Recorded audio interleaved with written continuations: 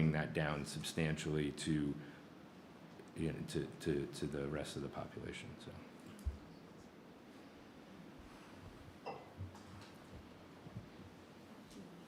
Any other thoughts around scenario 3? Again, the least restrictive, rather.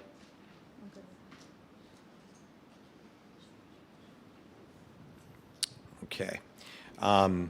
Future meeting dates for us, June 9th will be a regular Board of Education meeting, which will actually be our budget hearing. And then June 16th will be a regular meeting and the revised budget vote. We're now up to public comment, so we will do public comment prior to us making any potential amendment to the proposition. So when you come up, please come up to the podium, state your name and address. And just remember, there's 3 minutes per person for this section. Thank you. How's it going, guys? Tim Albert from One Columbus Circle. I have 2 questions. What's the delta between the kids that are already taking the bus in that quarter-mile zone? Right. So how many kids are taking the bus currently that are inside, that are outside of the like? What's the delta between quarter-mile to 1 mile? And is there a thought process of making it 1 mile for the younger kids and maybe like 2.5 miles, 2.25 miles for the older kids where the bus levels drop? Because it seems like this is like the biggest part of the budget, and you've gotten rid of 30 teachers. Right, And right, I don't envy the position that you guys are in. But right. Okay, so one part that I'm, sorry, I shouldn't be responding, it's public participation. That's okay. My apologies, I'm sorry. Thank you. We are going to take note of your comment and then come back to, I forgot we were in public participation, sorry. We typically don't go back and forth during public participation. However, I can just at least assure that the 1 mile is now being proposed for the elementaries. And even though we didn't go as high for the 2.5 on the high school students, that is definitely a possibility, but we're even going less than the 2.5 for the high school students to offer that transportation. So what we're talking about, just quickly into Dr. B's point, unfortunately, it's not a Q&A. There will be a Q&A Thursday night. No, and that's fine, Dr. B. What we're talking about in scenario 3 is 1 mile and 1.5 miles. So 1 mile for our youngest learners and then 1.5 miles for the secondary.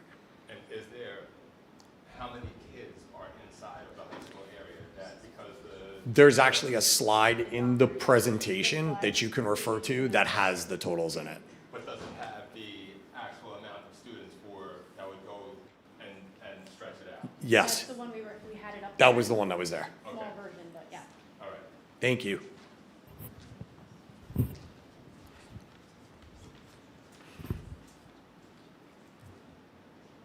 Should I wait for the timer? So it's okay. We're good. Thank you. Okay, I have commentary and very few questions. Nice to see you all. Thank you very much for the evening. The budget didn't pass. It's unfortunate. I voted for it. At the prior meeting, I mentioned that there's a large portion of the community, not these folks here or watching, who are just simply not aware. It's not their fault, but the board needed to be more visible. And in the future, I would love to see you guys in front of Trader Joe's, Barnes & Noble, wherever, with the literature table, simply selling. You gotta sell it. You gotta sell it. The messaging also didn't speak to the historical content of the, the net tax, net effective tax that is inclusive of the STAR and the enhanced STAR and the SALT cap increase, which was a missed opportunity because it failed to address home value drivers, like the ratings, for instance, that are meaningful to recent folks who've come here and future buyers, because these sorts of things are monetized later when you dispose of the asset. There's a tax advantage there, and I don't think that anyone actually conveyed that to anybody. Oh, it's a little complicated, but I can help. So the bus choice. The last board meeting that I came to, I heard nothing about buses. That was before the election. I find that a little circumspect. I think maybe folks would have voted differently if they heard people talking about getting rid of the bus. I understand that the scenario is complicated. There's multiple outcomes, but what you've proposed isn't actually a choice. It's a Hobson's choice, which means that there is no choice. All the choices are bad choices. You're just simply shifting an expense from your P&L to the town's P&L, and in the process, you're turning an expense into a cost. What does that mean? Double bottom line accounting. So if you take second and third order effects of 200 to 400 more cars on the road and hundreds of more children either on roads with no sidewalk or non-existent sidewalks, virtually non-existent, it's not unreasonable to assume a few of the following things: increase in fuel costs, an increase in pedestrian accidents and fatalities, increase in car accidents and fatalities, increase in insurance premiums, increase in time and traffic, increase in costs for police, increase in costs for security guards, increase in litigation costs. So what you say is a $2.5 million reduction is more like a $20 million cost increase. So it's double bottom line accounting. This is a standard line item analysis, which is usually used in these types of value-based proposals. The worst part for many folks is if it passes, that's when the expense shifts from the school to the town tax, and those expenses are not eligible for the STAR credit because now they're on the town tax bill. In one of the emails, there was a quote: "Whenever scenarios are presented to the community, they're thoroughly researched and carefully developed with as much detail and specificity as possible." If that is the case, then I would expect that all the points I just made will be easily addressed and refuted. Thank you.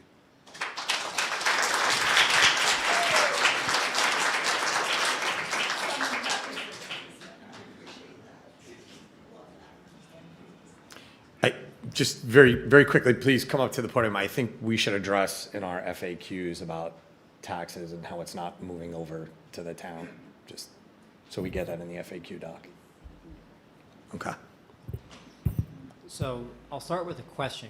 I don't know if it. Don't forget to state your name and address. Okay, my name is Jason. Jason Malik. My daughter's in Waverly. I'm at 6th Brigg Road. I'm about as far from Waverly as you can get before crossing into Scarsdale, and I still think I would be outside the bus limit. I have to plot it on Google Maps, but in any event, the thing that struck me about the email and what's being discussed tonight is it doesn't seem like this has been actually thought out. There haven't been any traffic studies done in partnership with the highway department. It feels like vote on getting rid of the buses now, and then, oh, just this morning we finally spoke to the highway department and asked them for the first time, would you have more crossing guards? How would you account for the more traffic? Where would the cars line up? It feels like it's a half-baked plan that's been thought up at the last minute, and now we're pushing it on the community in a revote without actually doing a study first to see, okay, what are the traffic consequences of this? Are we going to cause gridlock in the town? We have the Board of Education making a decision that's going to have an impact not just on the parents and the children, but everyone that drives through the community, all the businesses, all the people that drive, that commute. I mean, the traffic in this town is pretty bad enough, especially during the rush hour, and I'm concerned about the consequences. And I'm grateful that we're considering reducing this from 3 miles and 2 miles down to 1 mile. I think that's an improvement, but I'm still really concerned that it really hasn't been thought out with the highway department of what the actual traffic study and the consequences are going to be before we adopt this plan. If I would have it, I would say spend the next year, actually take the time to work with the highway department and think and really study what the traffic consequences are going to be from getting rid of the busing or reducing the busing, and then put it up for a vote next year when the public has a chance to really digest it. Feels like right now it's just being rushed and thrust upon us, and it's going to have major consequences. I don't think it's actually been thought through by anyone here today. So that's the thing that I wanted to say. The other question, maybe you can answer it. I know it's not Q&A, but I noticed that by reducing the mileage of the busing plan from 1 to 3, seemed to still accomplish almost the entire savings from scenario 1. So if I remember just from memory, scenario 1 had like $2.5 million in savings. In scenario 3, even though you reduce the size of the busing, you still get almost $2 million in savings. And I would have thought it would be, about half of that. So maybe if someone can explain what the differences in numbers there, that would be appreciated. Thank you. Thank you.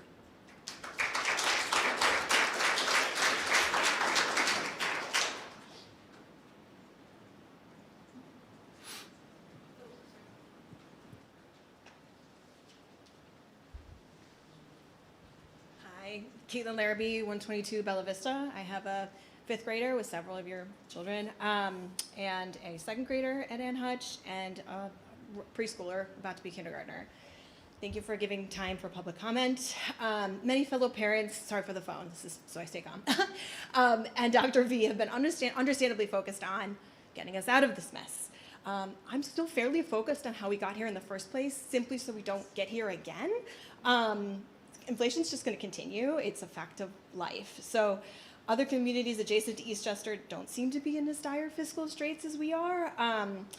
Everyone in Lower Westchester is struggling with rising costs and an affordability crisis. It's not unique to Eastchester. Maybe I'm wrong, but I have to wonder what the commonality is, and it seems to be this board and its current makeup, which has been in place, I think, in various iterations since about 2020, 2021, when there have been, since then, 3 superintendents, a teacher and administrator exodus, and now the threat of contingency. It seems to me the constant is, with the possible exception of a few of the recent reelected, the board, because the buck stops with you guys. Dr. V just got here. So I hope the community will remember this come next year's election. I'm upset to see that athletics is still the smallest amount cut. I understand that like our kids need athletics, but if our kids get into college, like all the team memories and your teammates aren't going to get you there. So, I mean, I myself went to a performing arts high school with a very small athletics program, and I still did okay, arguably. So I don't know why, and I want to know why Ann Hutch, where students should learn, be developing their passion to read, not have a librarian next year, like at all. Like that seems pretty upsetting. We worried about the effects that remote learning would have on these same children in 2020, and yet we're fine with possible dangerous street crossings and the loss of SROs. 2 of them, I guess. I could be wrong. Several years, these were touted as a reason to re-elect several of you. During the same board election a few years ago, on a Meet the Candidate forum, a member of this board explained that the installation of outdoor digital signs throughout the district was something that Eastchester deserves.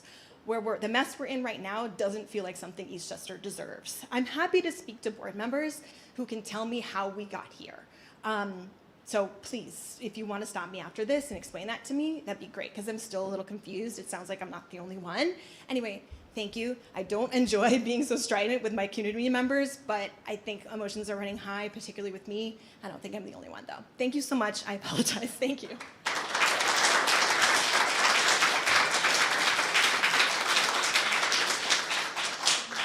Hi, good evening. My name is Mariana Principe, and I'm a resident at 14 Bronson Avenue. I have 3 children in the school district, EMS and Greenvale.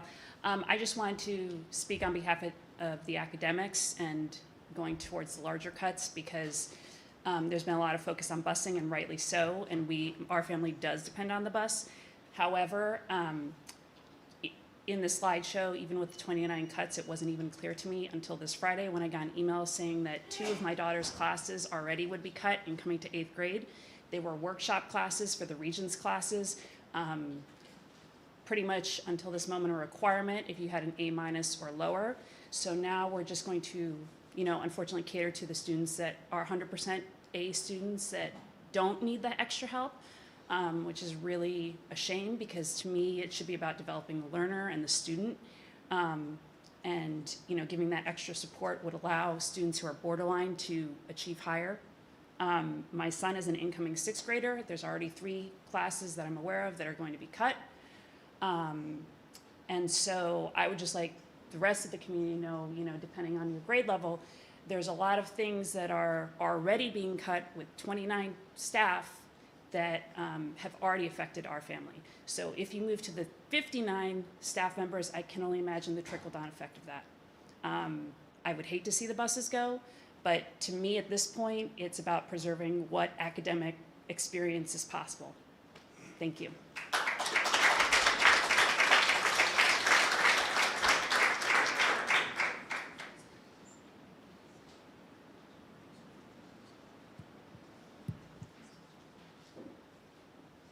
Good evening, Rob Cardilano, 40 Hickory Hill Road. I want to thank Dr. Villanueva and the board for the update. I just want to voice my support for that scenario 3 that was put up. Of these options, as was discussed, these are not great options for any of us, but if we want to provide support for the academic programs, as the prior speaker spoke to, the more severe option of cutting additional staff would dig into the academic quality and academic programs that we have. Scenario 3, while not great, is the least bad option that we have regarding busing, and it might increase the possibility that it passes. So I would encourage you to consider scenario 3, and with that, I think it's important for us to all remember to support Proposition 1 and if scenario 3 passes, also to support Proposition 2. I think this is important for the town. It's very difficult to hire back quality staff and to build those programs. If their opportunity presents itself in the next year or two, it could be possible to restore some busing. It's harder to restore academic programs once they're cut.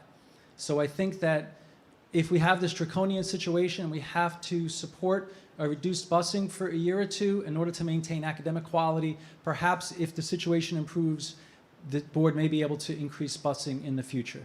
So please support Proposition 1 and Proposition 2, and thank you for this difficult situation. And also a special thank you to Senator Mayer and to Assemblymember Paulin for their support in trying to help us out at the state level, and any type of one-time aid they can provide, we appreciate that as well. Thank you.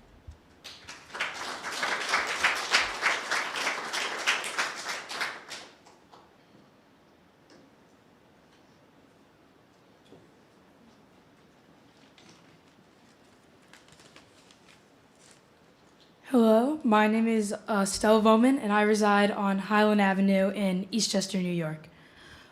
With these new cuts, I noticed that some of our teachers here are at risk of being cut, and the departments that go along with them. And one of those that I'd like to focus on is our film and video production teacher and program here at the school, who is at risk of the whole department being cut.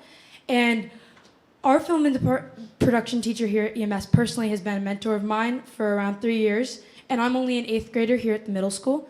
I remember making a film in 6th grade and it being forwarded to him, and I was able to start fine-tuning my skills and building upon all the skills I wanted to build in order to therefore go into the career that I've always wanted to have in the film and production industry.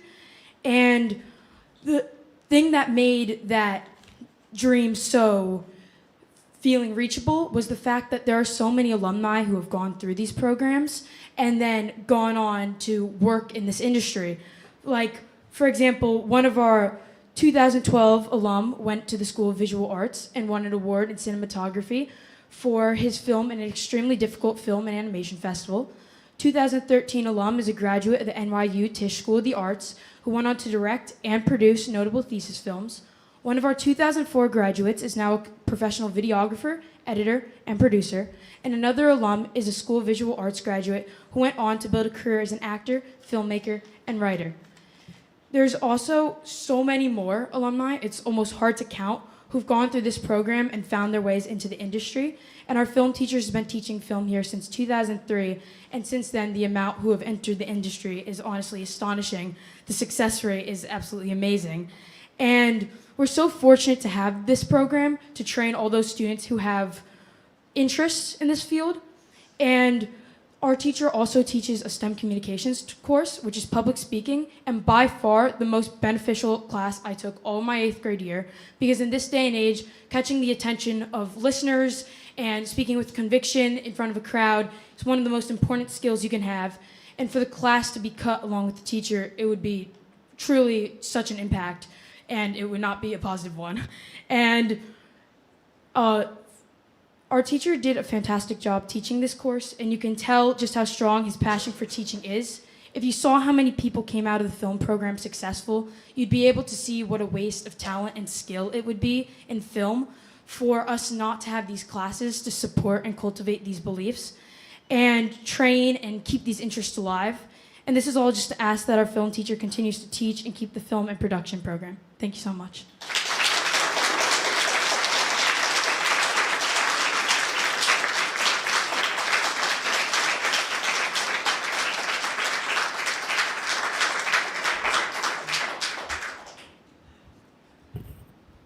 Is there anyone else for public comment this evening?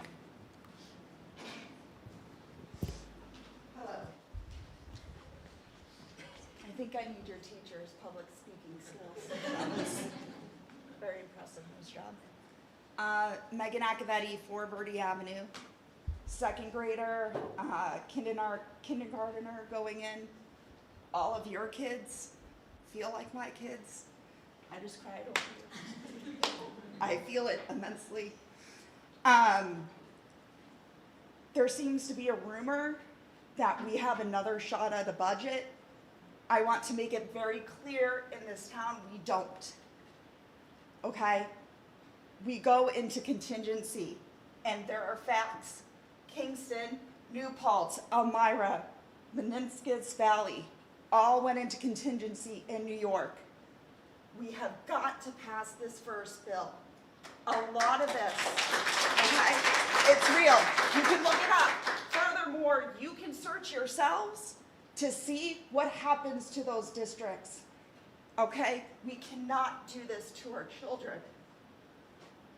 Most importantly, when we're looking at this, MTSS and literacy, our kiddos have been improving every single year. We lose these kids in literacy in elementary school and we pull these services, we lose them for life. Okay? Literacy bleeds into math. It bleeds into public speaking. Some of the core skills, they start word problems, what, first grade? I was baffled. Literacy is so, so important. We're making so much ground, and I'm seeing slashes to that. Even with this budget, it's a shame. It is a true shame. We cannot afford to lose any more. Leadership decisions, I have to make them. You're all in leadership. I want to echo something you said. Leadership decisions are really tough sometimes. You're asking this community to make a leadership decision. It sucks. I absolutely couldn't agree more. I wish I knew more. I wish I knew more out in the community. I have researched so much since we got a no on that first budget, and it's profound, and I wish people just would have shared. There's not a second chance, everyone, please. Your kids are my kids. I want to root them on. I was just joking. I was crying at my friend's son graduating Fordham. I don't even know if I've ever met him, but I know his little sister. This really matters. We got to keep making our strides in literacy, and just please, please, please do everything you can to advocate to everyone. Email your senator. I've already emailed the senator this weekend. I've included several community members in that. I've emailed Colavita about library resources, shared library resources. That's literacy. We can't lose it. So please email. Don't just rely on everyone here. This is a community. Let's get as much money as we can. Thank you.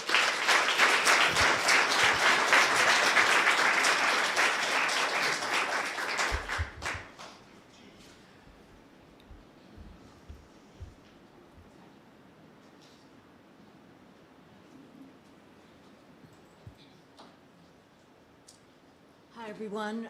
My name is Connie Cullen. I live at 21 Brambach Avenue. One viewpoint we have not discussed amongst academic quality, traffic zones, new drop-offs, the viewpoint that's really important when it comes to busing is the viewpoint of our students and what they feel about walking longer distances with heavy backpacks, musical instruments, art supplies, and through very busy vehicle entrances and exits and a very busy business area. I think we should think about what's the impact of them. They need to arrive to school rested and with our highest priority that we should have as a district for their health and their safety. So I support that busing should remain as is, vote no on any change to the busing. And those are my thoughts. Thank you for the opportunity to speak.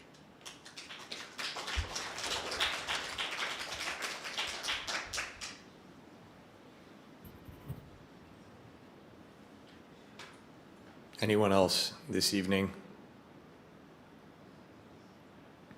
Okay, thank you everyone for your comments this evening. And again, thank you everyone for all of your questions that have been submitted. I would like to propose to put up a motion to put on the least restrictive, which would be bus scenario 3, and to amend the proposition that was adopted on the 26th, again, to go with the least restrictive option on busing, which would be 1 mile and 1.5 miles. Do I have a motion?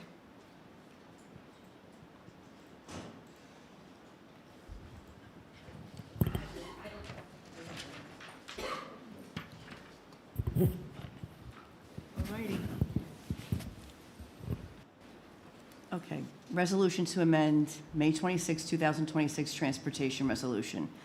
Whereas the Board of Education previously adopted a resolution on May 26, 2026 to add the following proposition regarding transportation to the ballot at the district's June 16, 2026 special meeting. Proposition 2, shall the Board of Education of the Union Free School District of the Town of Eastchester, Westchester County, New York, be authorized in accordance with the New York State Education Law 3635 to amend the district's student transportation eligibility distances effective for the school year 2026-27 to provide transportation for students in grades K through 5 residing 2 miles or more from their assigned school, and for students in grades 6 through 12 residing 3 miles or more from their assigned school as measured pursuant to applicable law and district policy. Now, therefore, be it resolved, the proposition adopted at the May 26, 2026 meeting is hereby amended to read as follows.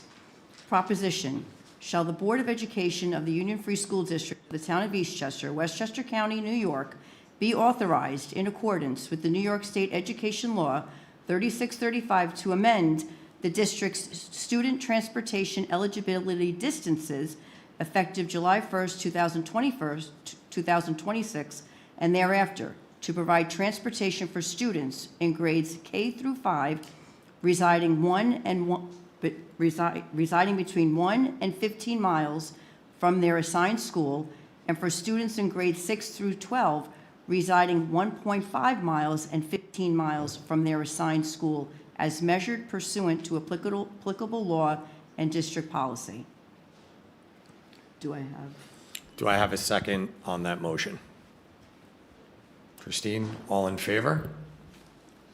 The motion passes. So again, just to clarify, we are amending and have officially amended the original proposition to go with the least restrictive of those options, which will be on the ballot for the community to vote and decide. So again, the Board of Education did not decide to do that this evening. We amended the proposition that will be on the ballot. So when people go out and vote on June 16th, they have a choice if they want to move forward with Proposition 2. Thank you. Do I have a motion to adjourn the meeting for this evening? Christy, do I have a second? Jill, all in favor? Thank you, everyone.